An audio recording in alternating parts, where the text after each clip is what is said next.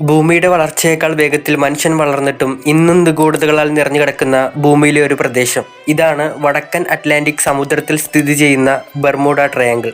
1964 American എഴുത്തുകാരനായ Vincent Gadis തൻ്റെ മാഗസീനായ അർഗോസി വഴി ദ ഡെഡ്ലി ബർമുഡ ട്രയാങ്കിൾ എന്ന ലേഖനം ലോകത്തെ അറിയിച്ചത്. എന്നാൽ എന്തിനാണ് അദ്ദേഹം ഈ സ്ഥലത്തെ ദ ഡെഡ്ലി ബർമുഡ ട്രയാങ്കിൾ അല്ലെങ്കിൽ മരണതുല്യമായ സ്ഥലം എന്ന് അദ്ദേഹം വിശേഷിപ്പിച്ചത്? വർഷം 1945 ഡിസംബർ 5.